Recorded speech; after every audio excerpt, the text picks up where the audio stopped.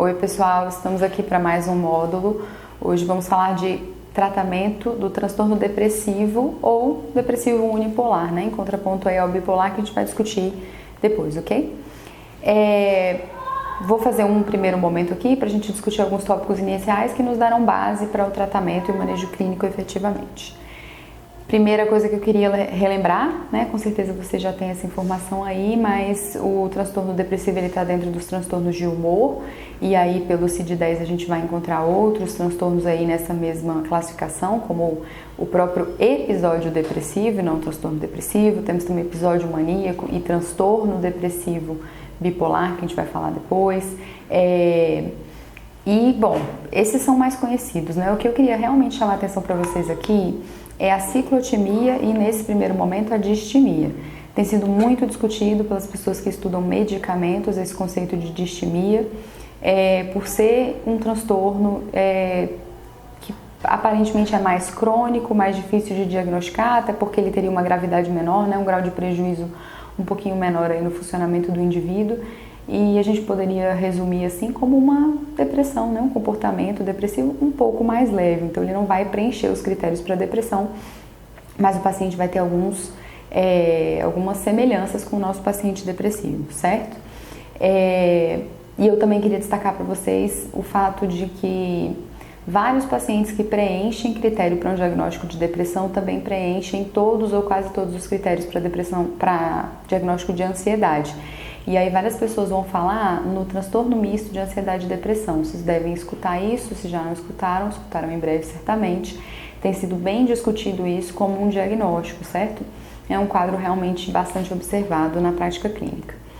E que sintomas são esses, né? Ou que sintomas objetivos, né? Do ponto de vista biomédico, repito, né? Claro que a avaliação clínica ela é sempre muito mais precisa, contundente, subjetiva até, né? Mas objetivamente, do ponto de vista biomédico, aí, até pelo CID, por outros documentos parecidos, o que a gente tem como sintoma? Dois grupos, os sintomas típicos e os atípicos ou outros sintomas.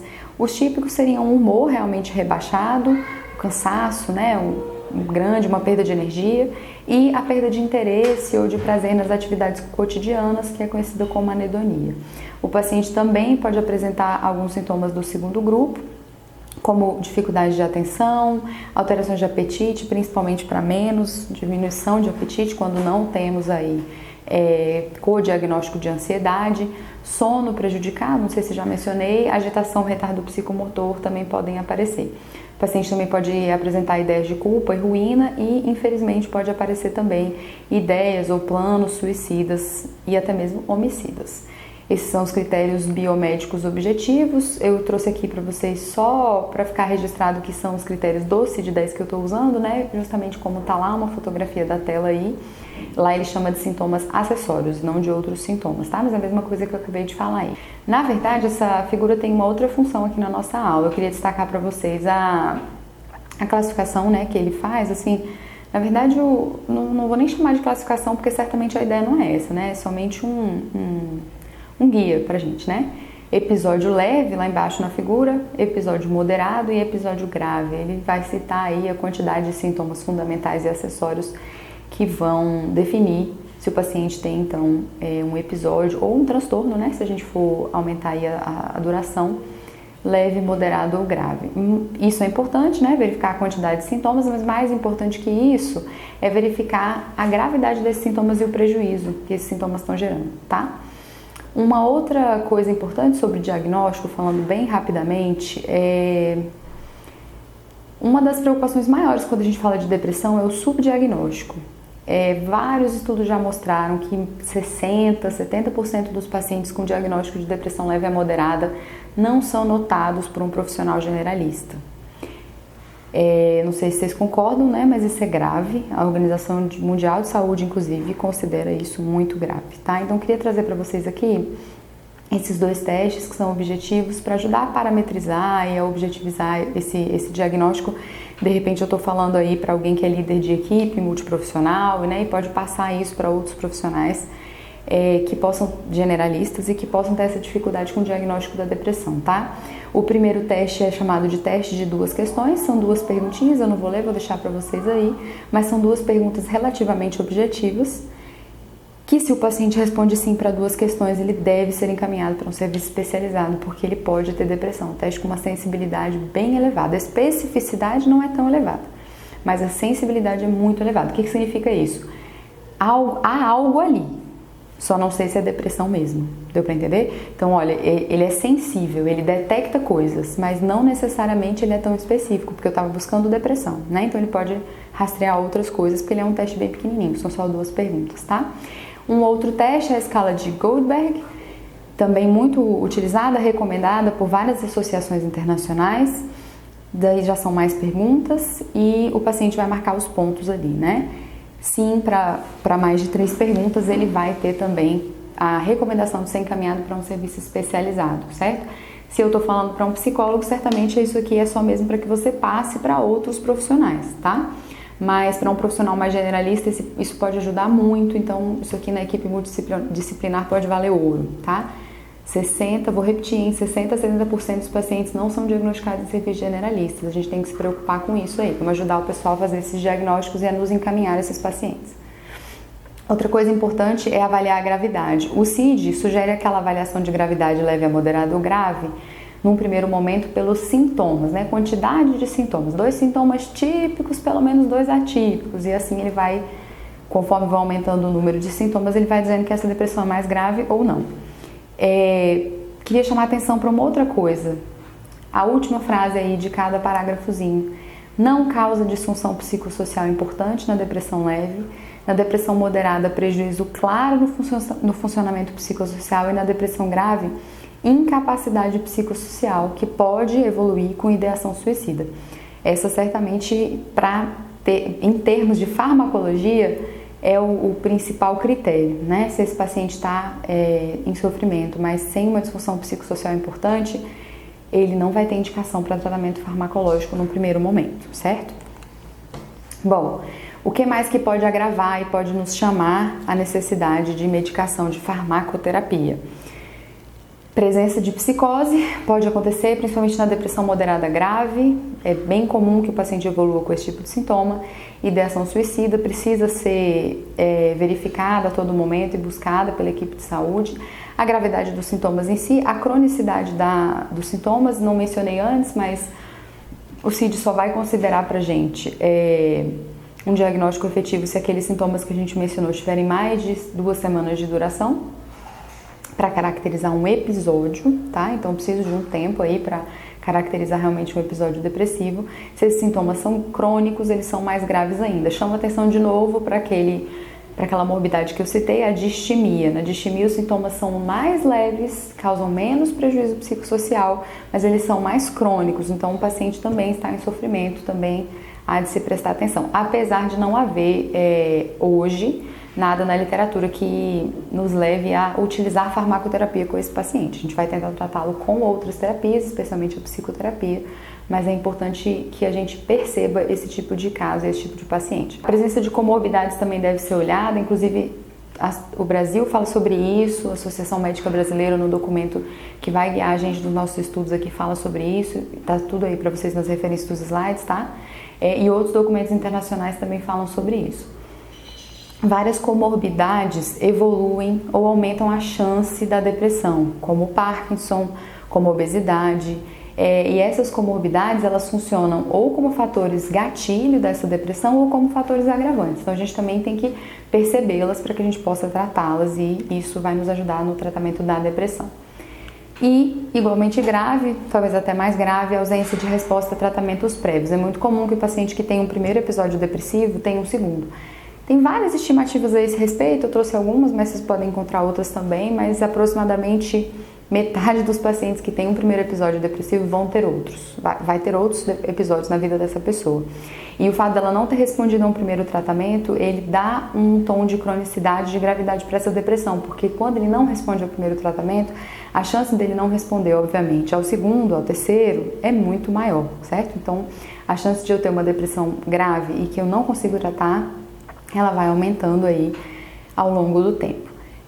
Trouxe dados aqui também para vocês, aproximadamente 80% dos indivíduos que receberam tratamento vão ter um outro episódio depressivo. Então veja que o tratamento adequado, ele diminui a chance de um segundo episódio depressivo, né? Eu caio ali de metade das pessoas para só, mais ou menos, aí depende de novo do dado, tá? Tem vários dados sobre isso, eles divergem um pouco, mas aqui eu cairia para 20%, né? Um quinto aí dos pacientes. E 4 episódios é a mediana de episódios ao longo da vida, ou seja, se eu fizer ali uma pesquisa com as pessoas que têm depressão, o número que mais vai aparecer quando eu perguntar para aquela pessoa já idosa, né? Quantas crises você teve ao longo da vida, vai ser 4, tudo bem? Bom, em termos ali de epidemiologia, já estou falando um pouco, né, de epidemiologia, mas agora destrinchando ali. A prevalência na vida para episódio, repito, não estou falando de transtorno depressivo recorrente, tá? Para episódio, fica na faixa de 8 a 12%. É uma faixa grande. A Organização Mundial de Saúde prevê que agora para 2020 a gente vai ter a depressão como a segunda doença mais incapacitante do mundo e esse número deve subir para 20% na previsão da OMS, tá? A depressão é mais comum em mulheres, alguns estudos apontam que ela é 2 vezes mais comum em mulheres. Provavelmente hormônios estão envolvidos nisso, mas também com certeza o tipo de estrutura social que a gente tem, não cabe discutir aqui, mas temos aí então o dobro de chance nas mulheres. Esse dado me chama muita atenção, que eu vou citar agora. Um estudo do OMS, ele colocou pra gente a média, né, a mediana, na verdade, de idade de 20 a 25 anos, para as pessoas apresentarem ali a primeira crise, o primeiro episódio depressivo. Então essa doença atinge o paciente num primeiro momento ainda muito jovem, né, na grande maioria dos casos. Por que esse dado é tão importante? Quanto mais jovem o paciente apresenta a primeira crise, mais grave tende a ser essa depressão e, de uma maneira geral, mais refratária ao tratamento. E por último, a depressão é uma doença muito incapacitante. Como eu disse agora, a OMS coloca ela até 2020 como a segunda doença mais incapacitante de todas. Essa escala, Global Burden of Disease, ela é usada pela OMS para mensurar, né, tentar mensurar objetivamente algo que é bastante subjetivo. Quanto de prejuízo uma doença causa. E aí prejuízo com significado bem amplo. Tanto prejuízo no que diz respeito ao custo para o sistema de saúde, seja ele público ou privado, ao custo econômico para o indivíduo, como por exemplo dias não trabalhados, e o custo social de uma doença também. E a depressão, ela aparece aí muito bem colocada, infelizmente, nesse ranking, certo? Então vemos que é uma doença bastante grave e justificamos então aí a importância do seu estudo. Em termos de hipóteses, né, como nós já vimos antes, para as doenças psiquiátricas a gente não tem certezas ainda, né? Espero que isso mude em breve, mas nós não temos ainda certezas do ponto de vista biomédico. Então a gente vai trabalhar com hipóteses. A hipótese neuroquímica que a gente tem para depressão, não cito aqui alterações anatômicas e fisiológicas porque elas não estão citadas mesmo na literatura, há pouquíssimos relatos sobre isso. Há uma certa concordância de que o desequilíbrio ele é, entre aspas, apenas neuroquímico, tá? A hipótese que é mais divulgada aqui, e ela é bem forte, é a hipótese monoamnésica. Essa hipótese ela vai postular que os indivíduos têm depressão porque, então eu estou falando da causa, né? Porque há uma diminuição nos neurotransmissores monoaminérgicos. Monoaminas é um nome químico, tá, pessoal? Vários neurotransmissores se enquadram nessa classificação de monoaminas. As monoaminas que predominam aqui na depressão, que estariam baixas, são a noradrenalina, que em alguns momentos a gente vai se referir aí nos slides como NA, como está aí apontado para vocês, uma abreviatura, e a serotonina, que em muitos casos está abreviada como 5-HT, porque esse é o nome químico dela.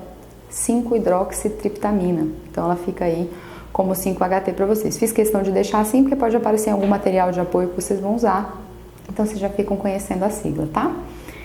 Bom, sintetizando aqui esse primeiro momento, a depressão acontece porque o indivíduo tem uma baixa neurotransmissão monoaminética, especialmente de monoaminas e serotonina, tá?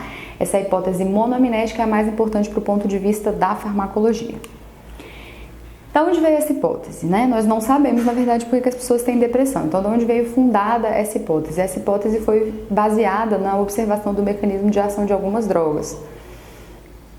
Primeiro, a gente não tem nenhuma medida comparativa consistente entre indivíduos saudáveis e depressivos. Nenhum estudo conseguiu de maneira consistente, repito, porque estudos já fizeram isso, tá? Mas eles divergem, como a gente já vê em várias esferas da ciência, né? Um pesquisador faz uma coisa aqui num estudo pequeno, mas isso não é reprodutível depois num outro contexto, em outro país. Então, a gente vai dizer que não são dados consistentes, não refletem a verdade, ok? Então, de maneira consistente, a gente não consegue diferenciar um indivíduo saudável de um indivíduo depressivo do ponto de vista bioquímico, biológico, tá? Óbvio que um diagnóstico clínico simples aí de um psicólogo, de um psiquiatra vai resolver isso, tá? Mas do ponto de vista fisiológico, não consigo encontrar diferença. Eu não consigo uma medida, sabe? Alguma coisa no sangue, no cérebro, no fluido espinal, que diga esse indivíduo tem depressão e esse não, tá? Eu não consigo essa correlação com a clínica. Então, é muito difícil fazer uma hipótese diagnóstica, tá? Essa hipótese monoamnésica baseia-se no mecanismo de ação de algumas substâncias, principalmente as anfetaminas. Quando o indivíduo usa anfetamina, ele fica eufórico, ele fica cheio de energia, né, por um tempo. E a gente sabe que esses medicamentos, especialmente, vou citar para vocês, por exemplo, a cocaína, que está mais ou menos dentro desse grupo, certo? Essas substâncias, elas atuam com a noradrenalina, elas aumentam a noradrenalina e algumas outras aumentam a serotonina. Então foi observando essas pessoas, esses usuários de drogas, que apresentavam sintomas, digamos assim, opostos aos pacientes com depressão, que essa hipótese foi formulada. Bom, e por que ela continua sendo uma hipótese? Quais são as inconsistências dela, né, que fazem com que ela não seja ratificada de uma vez por todas? Primeira coisa, eu vou começar agora do final do slide, tá? Não é possível predizer a certeza de resposta ao tratamento. Se fosse apenas isso, né, e se fosse só isso mesmo, um indivíduo tem poucas monoaminas, tá baixa a neurotransmissão monoaminética e por isso ele tem depressão. No momento em que o medicamento aumentasse essas monoaminas, ele melhoraria, não teria nenhum mistério. E é assim com várias doenças, como por exemplo diabetes, né? O indivíduo não tem insulina, eu dou insulina para ele, ele melhora, tudo bem? No diabetes tipo 1. Agora aqui não é assim. Eu estou pressupondo que o cara tem depressão, então ele tem pouca monoamina. Eu dou um medicamento que aumenta a monoamina, nem sempre ele melhora. Então concorda que tem alguma coisa aí que eu não sei, né? Por isso, uma limitação da hipótese. O que mais? Tentativas de definir subgrupos falharam. Muitas vezes a gente repara algumas semelhanças clínicas entre os pacientes, mas a gente não consegue trazer essas semelhanças também para um fundo biológico, um marcador, um neurotransmissor, um padrão de ressonância magnética, qualquer coisa, né? A gente não consegue fazer isso. Então, isso faz com que a gente perca pontos aí nessa teoria. Como eu já até disse antes de maneira um pouco mais indireta, a gente não consegue pegar as medidas desses metabólitos, nem desses neurotransmissores, NA, noradrenalina e 5-HT, serotonina, no indivíduo saudável e verificar a diferença das medidas no indivíduo com depressão, caracterizada clinicamente. Se fosse só isso, provavelmente eu verificaria níveis menores. Repito, como eu verifico na diabetes, tá? Que é uma doença um pouco mais simples no que diz respeito à sua hipótese fisiopatológica. Eu fiz a hipótese de que o indivíduo tinha diabetes porque ele tinha falha na insulina, e aí quando eu pesquiso no sangue dele, né, no organismo dele, falta mesmo insulina, eu consigo ver isso. E eu consigo comparar ele a um indivíduo normal e ver que no indivíduo normal tem mais insulina do que nele. Agora, eu não consigo fazer isso na depressão, nem para noradrenalina, nem para serotonina e nem para várias outras coisas que já foram tentadas, tá? E por último, para enfraquecer a nossa única hipótese aí, mas que é a que a gente tem, tá, pessoal? É a que embasa realmente o uso dos medicamentos. Os antidepressivos, eles demoram de 2, 3, até 4 semanas para fazer efeito. E a gente também não consegue explicar por quê, já que, na teoria, eles já começam a aumentar essas monoaminas aí que estariam faltando, né, de acordo com essa hipótese, no primeiro momento do uso. Tudo bem?